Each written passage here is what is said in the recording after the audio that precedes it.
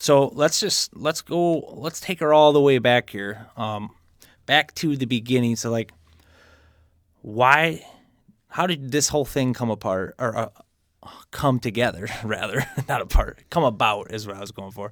How did this come about? I'm sure you've been asked this before, and just the beginning story of Technique Roofing Systems. Well, I guess I can speak to that. I mean, 1987, I went to work for a construction company doing roofs. I was there a few months, and I thought to myself, well, I can do this without these guys. They're just not that good. And of course, I wasn't ready at that time and really had no idea. But that fire continued to burn brighter, and eventually Keith would come home from college. I graduated college in 1998. I was born in 1991. And eventually I would get him a job. He would come work for that same company. We would actually work together quite a bit. I would move on to another company, uh, and basically in a higher position, and he would like follow right along with me. And then eventually it came down to an ethical thing. But I still knew I wanted to be in the roofing contracting business by myself. It was really just a matter of, how were we going to make the finances work? We knew how to do roofs from really the hardest to the easiest. But we had no idea what the finances looked like. But that's kind of how we got started, just on a wing and a prayer, and really in an emotional moment. Well, when a lot of family businesses start, I don't think you sit down and you have this long drawn out plan of what you're going to do, and you have these certain steps you're going to make until you get ready to start your family business. And you really don't look at it as a family business when you're really starting it. In the 90s when we started, it was almost a survival business. It wasn't, well, we're going to build this great mammoth thing. Obviously, you have dreams of something like that maybe happening, but at the time when you're starting, it was a different time. Every time is different, no matter what generation you're in. And this was just our different time. And we worked with a company that we could do all the hard things, but the things that we didn't know are the things you didn't know, and them are but we knew we could sell it, we could get there, we could install it, and we could make you happy because we already were doing those things. So it was just a natural progression. And plus, we had a ace in the hole. Um, our dad was always would push us that way. Whether we be on the farm, planting, or working on the farm, or whatever we're doing, we always had really, great support through our father. And he was really, he wasn't in the business, but you don't have to be in this exact business to understand business. And, just push someone that way. Maybe they can, get it figured out and help you along the way. So, Well, talk more about that. Like, what role did he play in like kicking off the company? Dad didn't play much of a role kicking off the company. Basically, I pulled my old business law book out of that I had in college. I wrote up a partnership agreement. Um, we signed it. We started with a little less than $10,000. Um, you have to keep in mind we were not wealthy people at all. We were we just didn't have much money. It was more of a prayer and a dream than anything else. yeah, I think a lot of the money we had, our grandpa gave us CDs for baptism, um, graduate from catechism.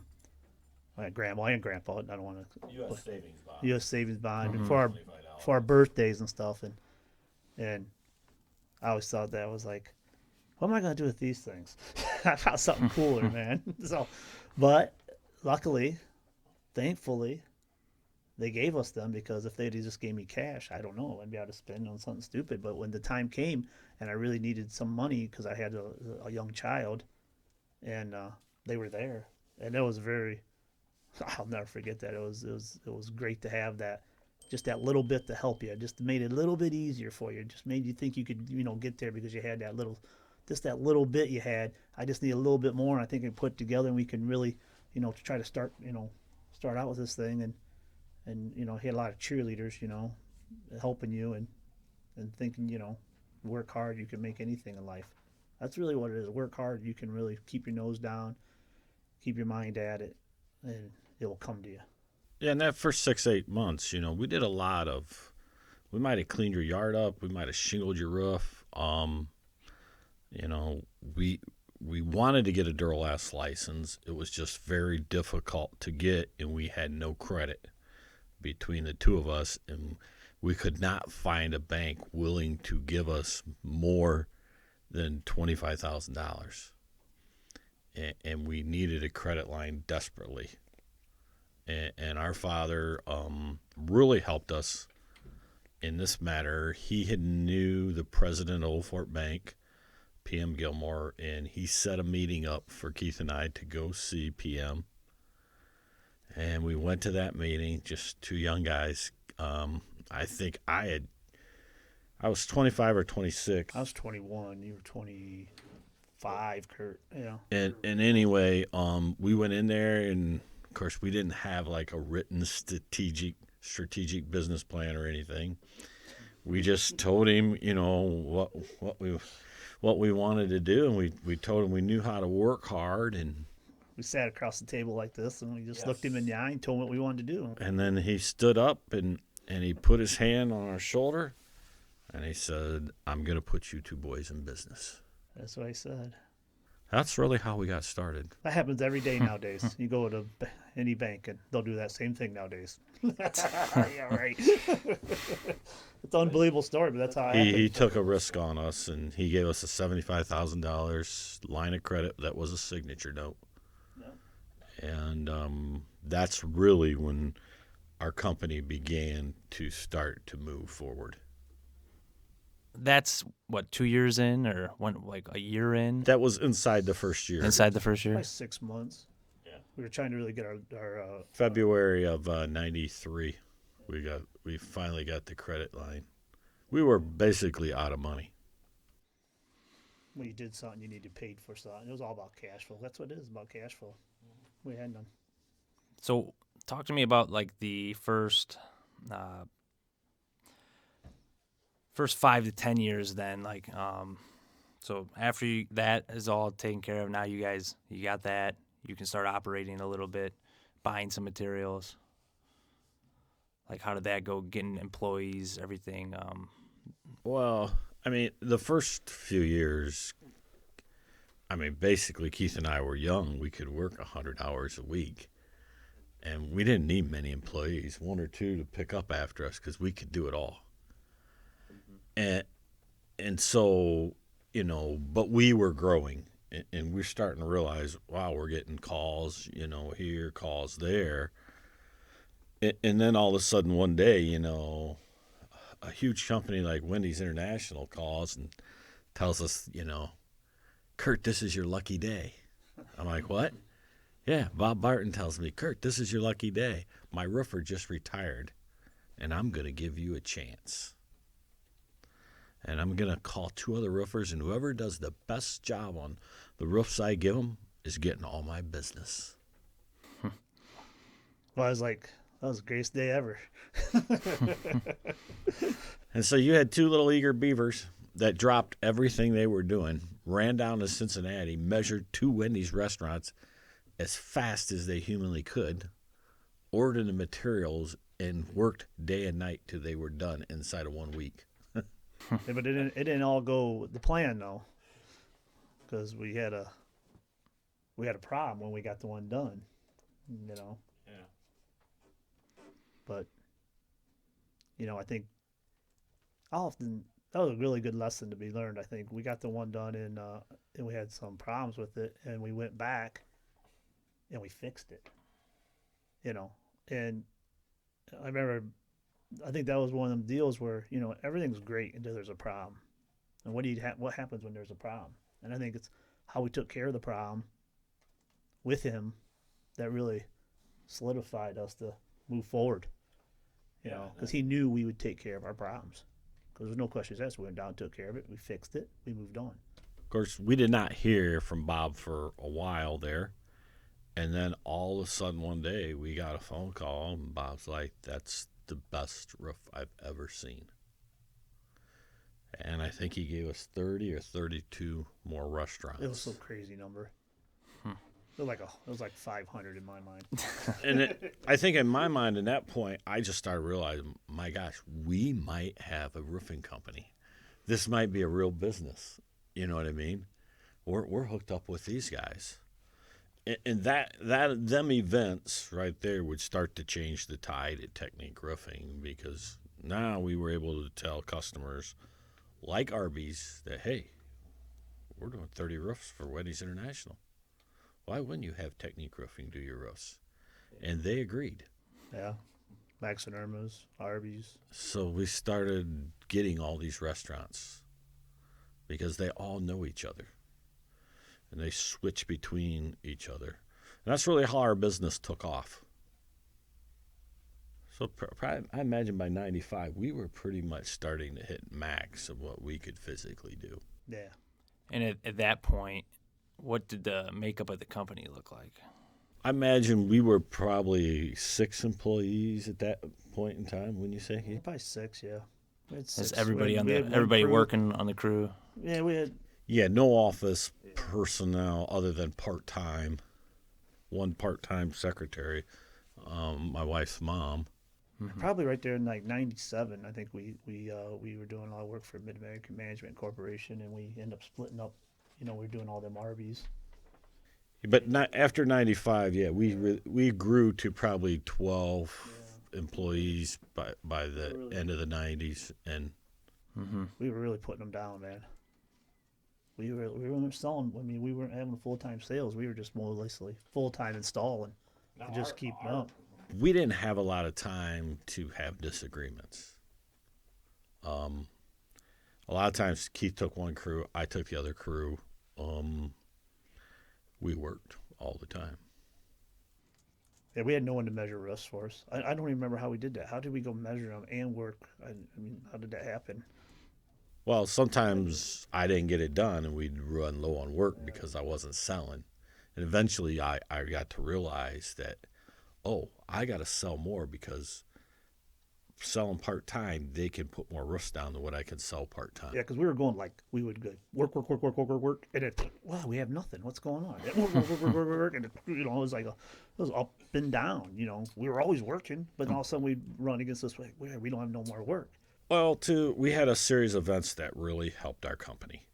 But at the time, and the very end of 99, I believe it was, we thought it was devastating.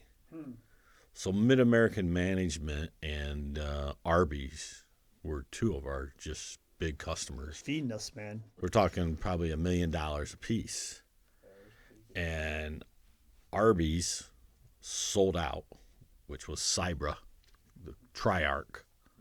Okay, sold out. That was gone. And then a month later, the guy that we did all the work for Mid-American, he left the company, and the new guy come in, and he wouldn't even talk to us. We were cancer. And so all of a sudden, we're like, we hadn't been out selling because we had all this repeat business. Yeah, just kept giving us work, and we couldn't go out and sell any work because if we went and sold any more work, we wouldn't be able to get their work done. And we were living. We thought we're killing it, man. We're gonna make a killing this year. And all of a sudden, someone And that was like put a stop right to 99, 2000. Yeah, somewhere in that. That's about 7 years, 8 years in. that. And our company's starting to get bigger. And we moved a couple times. We were in a different location, and they let us have our dealership in a certain location, and then we kind of moved back closer to where we're from. with it, with the multiple moves, It's just that's how it worked out for us till we ended up back where, we are right now. So, like around that time period, after that happens, like you thought you're planned out for the whole year, that happens. What did you guys do as far as like just went full sales mode? Like Panicked. we're a sales organization. We panicked.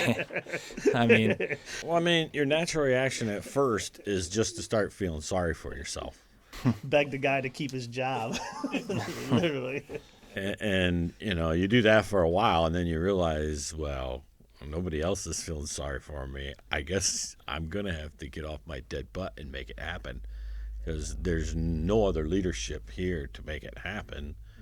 You have to count on you and your partner. And Keith did the work, and it really, the sales fell to me at that point in time. So I had to get out there and figure out how to make it happen. And we had resources and we had help. Yeah. And it did. It just, at that point in time, that's when you first finally start believing in yourself. A lot of this, you got to believe in yourself. I don't know for sure that I 100% believed in myself for a long time. Eventually you learn, that, hey, you got to believe in yourself first, because people can see it when you're selling. Well, and that too, it sometimes it didn't help back then, when you're 21 or 22 or 24 to go sell a roof to them. A lot of our people are, business owners. A lot of them guys were in their 50s. I can always remember, man, when I turn 50, I'll be able to sell roofs every day. These guys will buy from me all the time, Like you go out there and someone say, hey, I'm going to sell you a 15, back then, 15-year roofs were a big deal. I'm going to sell you a 15-year-old roof. I'll never forget the guy asked me, oh, yeah? You going to sell me? Yeah. I'm like, yep, it's going to last you 15 years. Hey, Keith, where were you 15 years ago? I'm like, 15 minus 22. Yeah, I was. Yeah, I was taking orders from my mom. I was being told what time to come home at night 15 years ago. you weren't allowed. You weren't allowed out at night. 15 years ago. I wasn't responsible enough for myself 15 years ago. So Or we'd be working on the roof, and somebody would come up to us and say something. We'd be like, oh, no, you don't want to do that. And they're like, well, I'm going to need to talk to your boss. Like, okay, let me go get him. You just go to the. He'll give you a call. I heard that multiple times. That was the challenging part. I think was you never think you'd wish you're older, but I was like a 10-year-old sometimes. I just wanted to be older. You know what I mean? It's because I thought, man, did that give me credibility if I had some years on me? And I feel that way now sometimes. When I go somewhere and they're like, I want to do this or that, and I'm like, yeah, we're not. I've already tried that. That's not going to work. I really want to work for you, but it just ain't going to happen, man. And I think that's that confidence Kurt talks about. Yeah, I would agree. Like, what was a real breakthrough for you guys? I mean, a lot of family companies struggle to. A lot of companies struggle with like what to charge and knowing their costs and having a strong administrative part of the company to keep things smooth. Like, what was like a breakthrough for you guys as far as in that like beginning 15 years that got you? I mean, we started to realize that we did not have the management process to manage our company in the 2000s, especially in the early 2000s, that we were too big, and one person sitting in an office could not control everything and watch everything and overlook the finances, and we had no idea what our costs were. And we knew how to put down roofs. We knew how much time it took, but we didn't know what the costs really were and every single penny associated with it. So without knowing the exact cost, it was hard to know what to charge. And so we were kind of yo-yoing our profit. We could be highly profitable. Our profit could drop 50-60% the next year for no reason, reason that we could figure out. Well, and you guys were still in the you could be you could get a job because you're competitive still because you're a young company. Like you could be the cheap, you could sell on price we were still. very lean. Like Very because lean. We didn't know. We were a traveling company. We go wherever. So we learned early down in Columbus, Ohio, doing a project for an architect called MBBJ that cheap doesn't sell. And that lesson stuck with us for a long time. But just because you charge more doesn't mean you make more. You might just spend more. And so we had to figure out that end of it. And in 2004, we met a fellow by the name of Henry Goodrow. And he taught us how to run Technique Roofing and to be profitable. And I mean, I thank him to this day, but his system works. And as you know, Keith and I adapted it to 2 other businesses. And it really doesn't matter where you apply it, it works. But you physically have to do the work. There's no magic pill. That's one thing he taught us. There's no magic pill. It's all the same no matter where you go. But you got to do the work. You got to put the time in. Yeah, he called it people would have an entrepreneurial seizure. It really stuck with me, that whole line. And that's right. You know, you could be the greatest HVAC guy in the world. You could fix any HVAC unit. You could tear one apart, put it back together. But you know what? It didn't make you a good business guy. It just made you a really good technician. And you have a bunch of technicians out here trying to run businesses. And his whole thing was, I'm going to take you technicians and I'm going to show you how to run a business.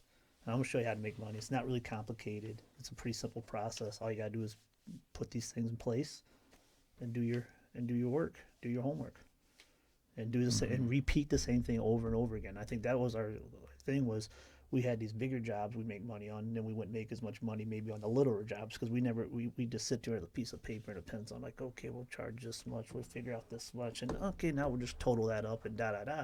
And then, you know, you weren't making the same maybe profit margin on a larger job than you did on a smaller job. Well, how do you know? Do you know maybe your smaller jobs are better than your larger? Can you tell me the answer to that? Well, I don't know all. You know, we had to figure that out. So one of the things that happens when you don't know, you tend to listen to the noise. So we would go to conventions, and this guy would be like, well, I'm charging $3 a square foot. I've been doing roofs for $250, $275. So all of a sudden you find yourself starting to do things like that. Well, these guys are doing $275. I can do $275. He's doing $3, so I'm going to get $3.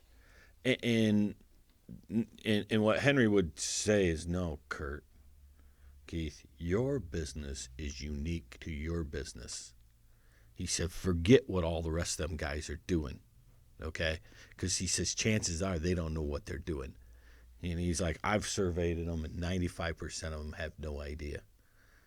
He says, this is the system that works no matter what business you put in it. Just follow it, and it's made for your business.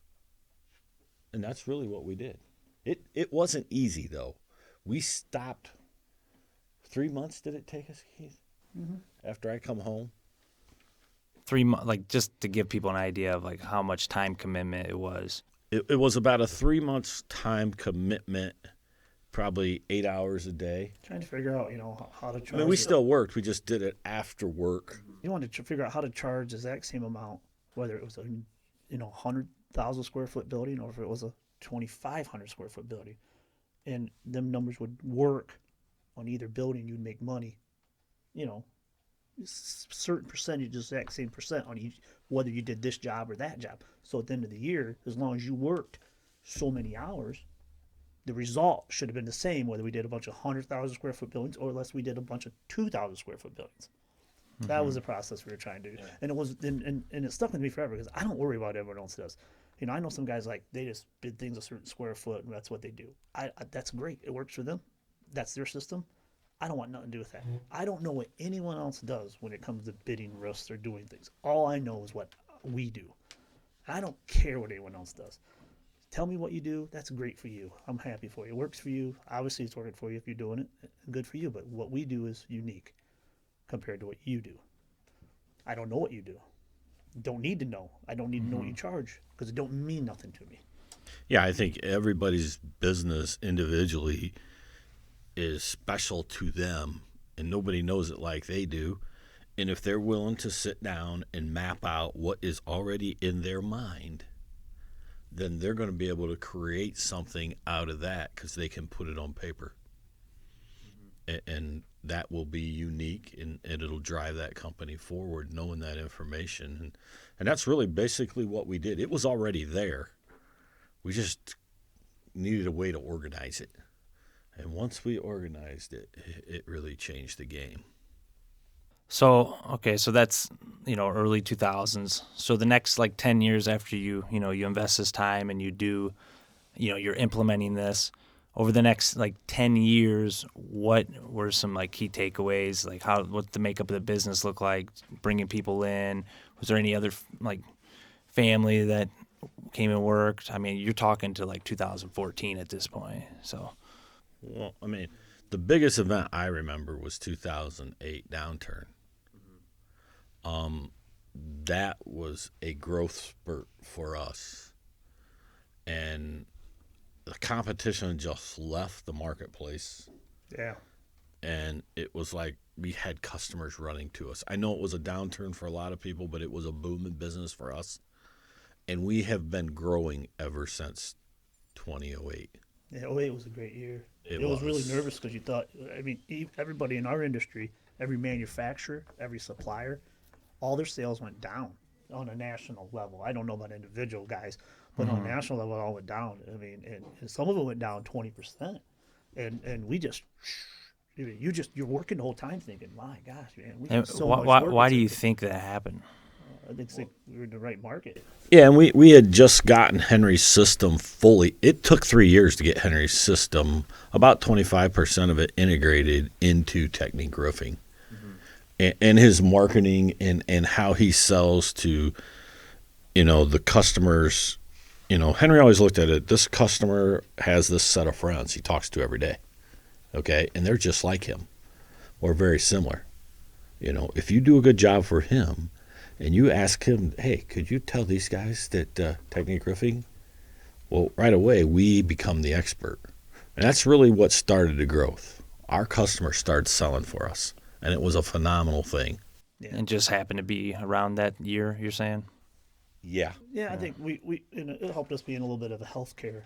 Healthcare was good. We were in that market of healthcare. We just kind of got into it, and we just and just really blossomed for us. We really started fixing some problems. We were traveling, going where they needed us to go, and we really hit a home run with that, I think. But it wasn't because we were looking to get into healthcare. It was just we sold a job to a guy in healthcare. We did a really good job, and that relationship just blossomed. And really, when people talk about marketing, and I'm not a marketing expert by any means, but there's a lot of ways to market.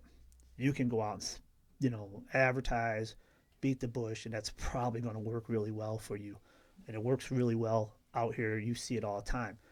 Our approach was, maybe because we weren't geared towards that, our marketing was, we're going to do the best job for this guy. We're going to, make him look good to his bosses, because we got to remember, we're working for someone that's normally answers to somebody else. And we just never want him to have to answer for our sake. So we want to make him look as best as we can, make him look really good, make him look like he made a really good decision hiring Technique Roofing. And that's really what we try to do. And that's really marketing, making him look good. You're really marketing yourself. What's customer service? Level. Yeah, customer service. Call it what you want. Yeah. And I think we took a lot of our dollars, or a lot of our new customer acquisitions, I think, came from a little bit of that thinking. Like Kurt said, hey, you need to call these guys. They're doing a great job for us. Like we were like a little secret to some people. You know what I mean? You need to. That's how we ended up in Steubenville. That's how we ended up these places. We didn't go down there and advertise. No, these guys. I've never heard of you guys. I can't believe I haven't. 275 miles from home. We didn't go down there and advertise. We did a job for one guy, and it's like we belong to the mafia. It is. I mean, we literally have millions and millions of square feet down in Steubenville, a place we've never ran an ad in the paper. No. We've never advertised in a school or anything. It's 100% word of mouth. And it was all organically done through one guy, to two guys, to four guys, to 8 guys. done on, not that they heard us on the radio, I think, not that that's not them are really good things to do, but for us, it was all done in a slow, methodical, doing the same thing over and over, year after year, and those came back to pay big dividends. Wasn't a big hurry, wasn't trying to grow myself out of, try to spend a bunch of money to grow myself. No, it was slowly, methodically work and do one right after another. And the fact that I think, too, like down there, one of the things that I learned in the last couple of years is that you may not think like in a city a chief building official is important, but we got chief building officials telling people when they call in, have Technique Roofing do your roof. They're really good because they go out and check our projects. Mm-hmm. And all of a sudden now we got this salesman. We don't pay, but he sold us 2 jobs in 1 year. Because we embraced him. We didn't look at him as an adversary of someone that comes Right. out, as an inspector or a permitting process. We looked at him as our friends, or at least approached But it the that point way. is the customer looks at him as an expert. Even though he's not. We know he's not in the profession. But the customer looks at him as an expert. So what do you like? You say you're just doing high quality work, and that's how you get all your jobs. But I mean, you have to sell. So I'm sure Kurt was selling pretty hard, during this time where you're just doing jobs, and it seems like they're just coming in like nothing. Well, we really had to do high quality work because Kurt was writing checks his body couldn't cash. So in order not to make him look like a liar, we had to do really good. Oh yeah. I'm like, you told him what? Why would you tell him that? Really? So, what was your question? We sell? Oh, no, I'm just saying, at the core of it, you're still a sales organization. You got to sell. I mean, Well, I word of mouth is great, but you do have to meet these people. And We started doing marketing maybe in 20. We did the restaurant show. We started doing trade shows when we hired Mark in 2000, 2002. 2000. 2002, yeah. Yeah, I think 2000. we were doing an ice cream show before that, but I mean, it was a small business. if they fell in the wintertime, Yeah. we did some trade shows. Yeah. And we sold roofs at trade shows too. And we did cold calling. We tried. well, I mean, trade shows we aren't did cheap either. pamphlets. They're expensive. I would say most of our marketing was done as emergency markening. Yes. We need work. We need work. We're in their office and we're cold calling. It's the old saying that you never advertise your a guy never does much advertising, but then when he wants to sell his business, he goes out and advertises it. That was us. Yes, I mean, You know? if I looked on the schedule and I'm like, oh my, we only got 3 or 4. I'm on the phone calling all day long, trying to get somebody to answer that We phone. were really, really, really into marketing come January. And you have to remember, back then, people answered their phones a lot more than they do today. So cold calling was very, very successful. And it was an easy way to make new contacts. It was very popular in the late 90s, early 2000s, and you could buy a service and you get the numbers and you'd actually get in there and you'd call them and they would answer, kind of like fax machine back then was, you know what I mean? And and we tried the thing with Mark as a salesman, and he was out of town, and we didn't really.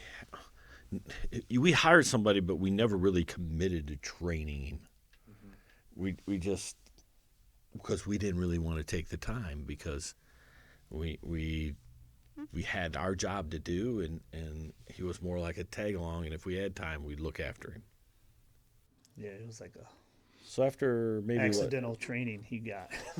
2 years, we brought him back here. Luckily, he came back. Yeah, he moved back. And then we really got to know Mark. That was best. That was a really good move. And then we started to realize, hey, this guy has some pretty special gifts that we don't have. And There was no spell check yet, was there? no. That was ugly. That was real ugly. He was a. Well, we had Lisa's mom. Well, I had Lisa's mom. She was pretty good at spell checking. She had a big red pen. A lot of marks on your paper. It was the same size red pen as the other ones. It just seemed big because it was all over the I used to go paper. to Mark, and he used to feel like my teacher. He'd grade my paper, and then pretty soon I'm like, "Hey, why don't you just write these proposals for me? Why am I doing this?" Yeah. I mean, why am I muttering around writing? Why don't you write them? Because you're the guy that knows how, and I'll just put some bullet points together and make us look good. So through the 90s, I had seen various companies' proposals, and I really started working on refining my proposal. Because I noticed people really, once you left, all they had was what you left them if they hadn't made a decision.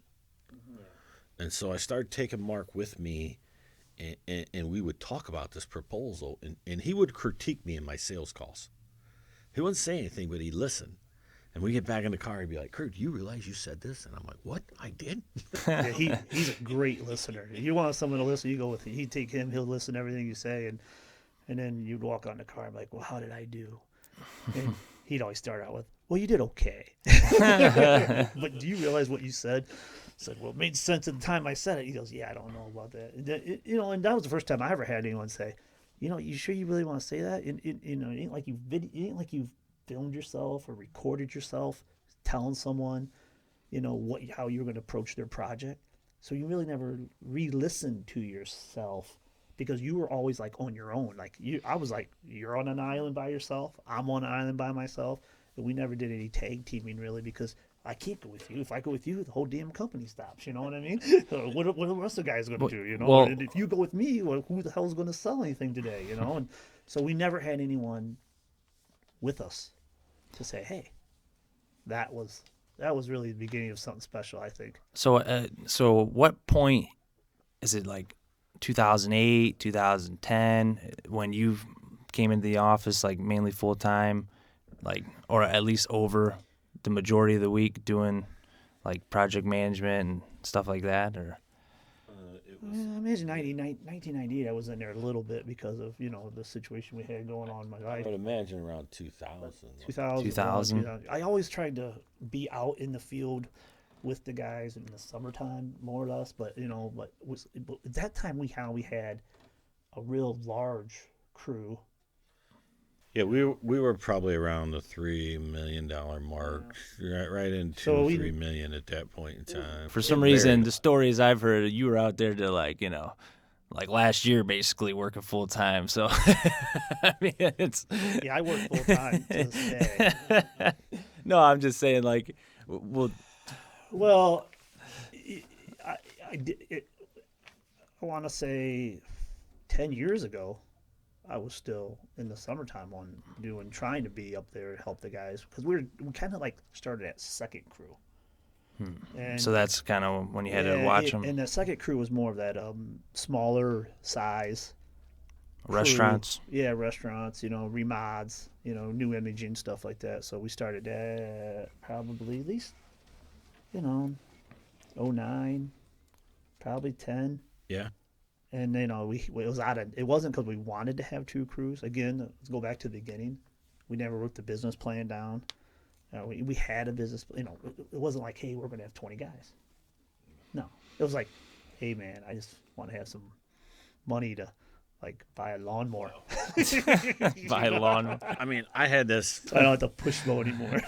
I had this thought in my head, when you say that, and I always thought, man, if I just had $100,000 in the bank, oh my God, I would never have to work another day of my life. I mean, I would be the richest guy around. Right. We didn't realize what the tax rate was either then, no. So then, I'd say we needed to get that second crew, and when we got that second crew, it takes a lot to keep everybody organized. And we worked out of a really, really small building where we only would get the exact stuff we need. I mean, we'd get it in, and it'd have to go out. So we really had to be organized. And then I imagine and I don't know if I think we just started doing repairs then. And that really took one guy full time. Wow, I was like, we're going to have one guy. All he's going to do is fix for us. Where are we ever going to find enough for him to fix? But, it was like we had enough repair business, and it was like a pain in our ass. Okay. because we had no one really to do it. But the guy coming home on a rain day had to take 3 other guys or 4 guys with him and go look at a roof to fix it. He never wanted to do that because he was already soaking wet as it was, and really wasn't something he wanted to do. And he never really had his heart into it, So. And plus, I always had this emotional thing. Like, when a customer would call me, I'm like, you had them put your roof on, now you want me to fix it? Why don't you call them back and have them fix it? You know what I mean? It's just like, I wasn't thinking clearly. Yeah. So when I kind of came in more full time, we did 2 things. We had an extra crew and we started a repair business. We embraced it. Because we figured when we started running Henry's system, we realized we were making money doing repairs. Yeah, we started doing these repairs. I'm like, man, this is. They didn't seem so bad. Yeah, no. I'm like, these guys are willing to pay me to fix their roof, and and it was really, wow, I'm not even charging that much, and it's really low risk, but yet they're happy, and it's like a sales tool. It's like your marketing tool. Fixing this guy's roof. To I'm going to fix it for 6 years. Oh my gosh, 6 years is a long time. I think no, but you want to fix it for 6 years. And he gets his budget around. It was a whole way of selling without actually selling. It was like verifying, hey, this is what we're going to do. Here's your proms, and it was a whole marketing thing. So, repairs. Because still, really, at that point in time, we still had very little sales force. We had just what we had from the beginning. Yeah, because we were wearing multiple hats, and sales was like the emergency thing. That was in February. We're gonna start doing sales. January, February, we were great salesmen. Yeah. You're not on the roof every day. You don't have that you're not you're not controlling the jobs as much because you're not out there. You have less control of the quality because you're not on site. So how does going through that? How did that work? How was that transition? Because that's a big transition for a lot of people when they stop, in the day-to-day and start working on sales and in the business more. What are some takeaways from that you can think of? Well, when you no longer, so there was a time, it was crazy, that I thought if my hand don't touch every process, it's going to be screwed up. See, I heard the same thing from Kurt even when you were on the project. He was hallucinating though. No, I believed that a roof couldn't be done without me for a long time. So you had to. I was pretty naive. You had to come to a point where is it going to get done with this? It was a personal thing. To me, it was a personal thing. And to other people, it might just be their job. So I guess, you try to lead by example, and then you try to maybe leave the guy that's going to, the most skilled guy may not be the guy you want running your job. Just because you're the most skilled and you know the most, not necessarily means that that's the guy you want representing who you are. So, that was something you'd had to figure out who's going to be the guy that's going to represent me, who's going to be the guy to take the little bit of time at the end of the day to make sure everything's done right, And then a whole nother thing came. It was like, well, I didn't have to call. Nobody had to call the customer when we were done. I would talk to the customer before I leave. Yeah. Hey, are you happy? How's this? Like this. Hey, let's walk around the building. It meant something to me to pick up everything around the building, make sure we got it picked up. So now I think what it taught you is that, people don't mind if there's a problem, but they want to make sure they have someone to tell their problem to, or someone to explain, hey, I loved what they got. I'll get this all the time. Man, your guys did a great job. I'm so happy with them. They did great. Well, just don't automatically feel that's going to happen to 100% of the time. You always got to reach out to that guy and say, hey, how did that go? And a lot of times, hey, it went great today, man. They worked so hard. I get that all the time. Because roofing, I don't know if anyone noticed, anyone ever did it, but it's not an easy job. It's really hot. It's really cold. You get wet, and it's a really hard job. So these people really appreciate someone who works hard for them. I think also they really appreciate it if the guy that's up there working really hard stops in and just says hi and says, hey, here's what we did today, and here's what we're going to do tomorrow. Do you have any questions? Yeah. So we started trying to push our guys, hey, get that relationship with that owner while you're there. Keep him updated, ask him if he's got any concerns. So, obviously we're here now, right? So you guys started it back in, 1992. Or was it 91? 92. 92. September of 92. And, this is where we're at. We're we're all here. Like, I mean, there's a lot of family here working now. And, I mean, it's 29 years, 30 years in, 30 years in. About 92 to 2020. So, I mean, you know, people look into the future a lot. Like, but, you know, did you ever think, like, how far off is what you, like, hoped, you know, this could become to what it is, like, right now? You really got to be put in a place where you're working for, we were working for an existing company A we were working for. Mm-hmm. And these guys, they didn't have a clue. And they were very well financed. Very well financed. They were a general contractor. And you just like, what are these guys doing? You know, can't they see what they're doing wrong? So fast forward, we go work for ourselves. Like, you know, and when you say, where did you sit in that chair and think, man, 30 years from now, this is where I'm going to be? No, man, no way. If you could possibly write that down, I'd like to see that, because it's one day built on top of another day, built on top of another day of many years, always doing the same thing, always trying to do what's best for the company, and having that stick-to-itiveness. Not like, I'm going to jump across the fence because it's greener over there. You know, it's, you know, hard, long fall days that you got to sacrifice. And I think with that sacrifice brings you the ability to kind of get where you're at today. And it may not be a sexy thing when you talk like that, but to have that, you know, long game, boots on the ground, it ain't going to be easy. You're going to earn it if you want it. And you got to go out there and you got to earn it. You got to put your time in. You got to work at it. You got to be a little lucky maybe. You got to maybe have a couple breaks. And you know, you got to watch what you spend. I would echo pretty much that same sentiment. I know I had big dreams, but the busyness of work like sucks them dreams out from underneath you, and it gives you like a reality check. And then time starts to speed up on you. And all of a sudden 10 years goes by. Mm-hmm. And you worked 10 years and you didn't even realize it. And then, you know, you start to look at your business and you start to say, where am I going with this? That was probably the first time I asked myself that question, you know, where am I going with this?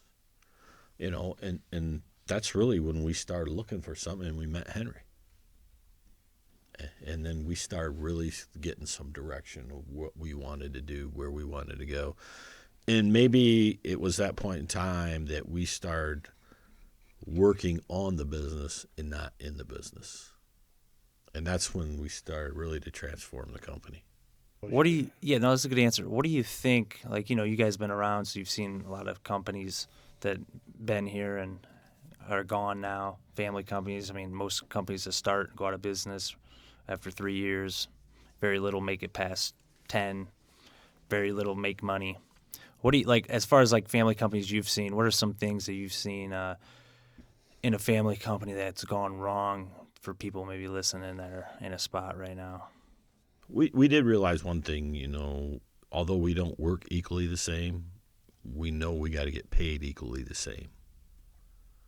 So, because remember, there's wives involved too. You know, even though they're not part of the business, they are part of the business. So, you know, I would recommend equal pay, regardless of the job you're doing, so that you take that jealousy out, and then, you know what your job is and do it. And it's, to me, it's just like marriage. Once you're committed, you're committed. I mean, yeah, you're not going to win every time, and you're going to have some give and take, and you just have to realize that. Yeah, whenever you're in a business with somebody, and you've heard all the horror stories. I don't need to even, you know, think of one to tell you because everyone knows it. I guess the thing you got to ask yourself is, you know, are you the most important thing, or do you want to be part of something? is is getting along is really sometimes hard to do, but you have to tell yourself that's the best thing for the situation is cooperation. Yeah, you might have a problem. It might get a little heated. As we were younger, we probably had more heated conversations than we do when we're older. But it wasn't because we weren't as passionate as we are now. But maybe we just learned how to communicate a little differently then than we do now. So, being in a business with whoever you're in with is like a marriage. So if you got married, this is the same deal. I'm telling you, it's like the same deal. And that's what that's what we tell people when we put their roofs on for 20 years. And I look at when I put your roof on, if I did a roof for you, I'm telling you, if you're committed to this relationship, we're going to be there with you for the next 20 plus years. And I tell people that, and they sometimes look at me like I'm on, but I really mean it because I'm approaching our relationship with the customer the same way I'm approaching my relationship with my business partner. No matter we have up or downs, we're going to still be here. I like a lot of people would say the same thing, but like there's a lot of people that are out there, that, not all marriages work, not all business partners work. People have to make hard decisions sometimes, so what do you see, like, what have you seen, like, in companies around the area that you've seen where maybe people should have made a decision sooner or... Well, I don't believe a lot of companies, they might take on partners, but they weren't committed when they started. It was all fun and games, just like dating. She can't do anything wrong. But once you're married, you start finding all these flaws. And so the commitment was never there to begin with, And that's really what you have to be in business because you're going to struggle. There's going to be times you don't have money. There's going to be times you need the money if you can take a paycheck and you might not have gas to put in the car. And there's going to be struggles. If that commitment isn't there, you're not going to make it. And it's going to happen right away. You're going to be tested by fire sooner rather than later. And I think that's why you see businesses fail real early on. Mm-hmm. And I think our business could have failed really early on because the first year we were in business, I think I made like $10,000. And I don't know, maybe that's a lot to some people. I'm 92, but it didn't seem like a lot to me then. And, it was a real struggle. But, I had a really well-respected guy. And I was telling him one time, I have an employee problem with this, and I have this problem with this. And I wasn't maybe it came across as complaining. To me, it didn't seem like a complaint. I was just telling him some of my strikes because he's a really, like a mentor of mine, this guy is. And he's listening to me, and I finish up my little spew to him, and he looks at me, and this is a guy I respect highly. He goes, "You know what, Keith? Maybe you're the problem and not everybody else." Oh man, I was hoping for something more wiser that I could really complain with, And I really someone I really well respected, and has been in business for many years. His grandfather was in business. He took it to the third generation. So that's really rare, third generation. Now it's going to the fourth generation. I really think a lot of these people, there ain't many people that can make it to the fourth generation. It's got to be 5% of the businesses out there that are started. And he told me about his grandpa and how he almost broke the company, and then his dad came in, and then he took it over. And now and when he told me that, man, that just really stuck with me. Maybe I need to look within myself before I start pointing my finger at everybody else. Maybe what I'm doing ain't always the right thing. Maybe what I'm doing could be done better. I don't know. I don't think self-doubt is a good thing to be walking around with all the time, but self-reflection is something you should always try to do a little bit of. I think it's more of ownership than doubting yourself. You're just you're just saying like, I'm responsible and I'm accountable for this, even though I'm not, but it's my business. You're never going to screw up if you don't do nothing. That's what, Oh, yeah. you're going to screw up. The only way you don't screw up is if you don't get off the couch. You And know, I think it's way less than 5%. Most businesses, I bet it's 0.001% of companies make it to fourth generation. well, whatever it is, I don't run into It's- a lot of them, and I'm a question asker Yeah. when I go look at people's stuff because I'm really interested in what people are doing and how they operate, and so I don't know what that number is, but it's rare, I bet. Well, definitely. Yeah, because I think it's just far easier to quit. It's far easier Sell, to take the little money and run cash out.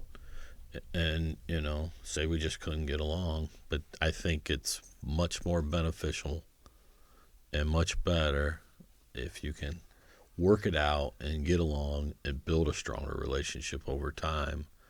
Then you're going to see a lot brighter future. There's a lot of us kids here, your guys' kids working here. Like, what do you see happening? What do you hope to happen over the next, 5 years, 10 years? I mean, to me, if I was giving you guys advice,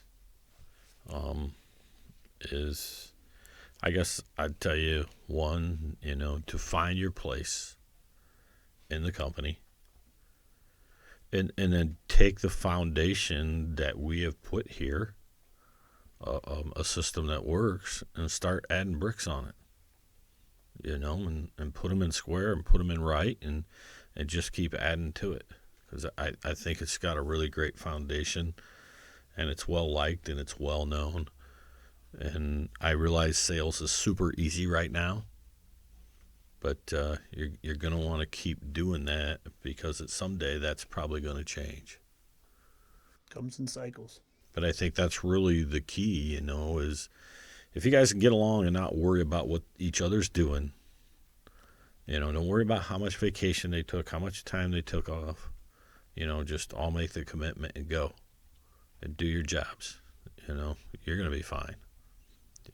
But we always try to stay in our lane, so to speak. Yeah, and leading into that, I think it's really important that maybe you want to do things a little more cleaner, okay, or maybe you want to do things. Some people say to me, "Yeah, Keith, that's shit's all in your head, and you never put it down anywhere. Or you never made it, applicable to somebody else." Well, yes, that's very true. I don't have a disagreement with that.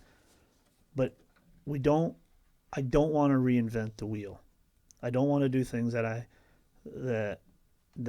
this works. Well, it worked for 30 years.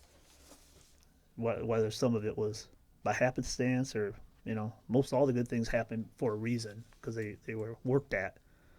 And so take what we got. If you ask me what the next generation do, take what we got and use that as your foundation. This is basically, like I said it with the bricks. You don't need to swerve. You might just need to miss the pothole maybe, but you don't need to go far. If it works, use it. And I think to me it's all about relationships. It's a relationship between two partners. It's a relationship between family members, your wife, your customers, your vendors, trying to solve people's problems. And I would add that, Keith and I, a lot of times, were on the same page. We just didn't do things without asking, even though we really could have did anything we want. It didn't matter. If I was going to buy something, I made a point to say, "Hey, Keith, you think I ought to get this?" Even if it was $1,500, because it only took me 10 seconds. Now if I knew it was emergency, we had to have it because of a job, that was different. But if I was buying a cap for my truck, or if I was buying a truck, or we were buying we always just bounced it off each other very casually. And I think you do that not for justification. You do that for respect. Yeah. And if you don't have enough respect to do that every time, it will never be returned to you. So you may think the littlest thing ain't a big deal until it is a big deal. But how do you not get that little thing? You do it. You just do it hey, this is what I'm doing. This is what I'm doing. Because you're going to want that, or your partners are going to want, you're going to want that from your partner's back. You know, you want it from your wife, or you want it from your partners, you want it from your coworkers. And I think if you do it, they'll be like, yeah, I should probably say something to him because he never does anything without saying to me, and it will happen. So I think it's very important for that communication not to be an organized event to communicate like today's, and it's good to do it because I think organization has to do it. But I hear it all the time from guys. I hear it all the time from my customers. Keith, I got to meet at 11. I got a meeting on Monday morning at 9. It's company wide. We can't miss it. It's got to be there. And I think that's great. And that works for that organization, that style. But remember, whether you do it in that meeting or you don't do it in that meeting, someone should still communicate what they're going to be doing with the other people in the organization. And it don't always have to be in a meeting setting. It can just be, this is what I'm doing. Here it is. I walk in there. I get it over with. And as the organization gets bigger, I understand it changes and the dynamics of it change. The personalities of it change. But at the end of the day, the same things that's working between 2 can work between 4, can work between 6.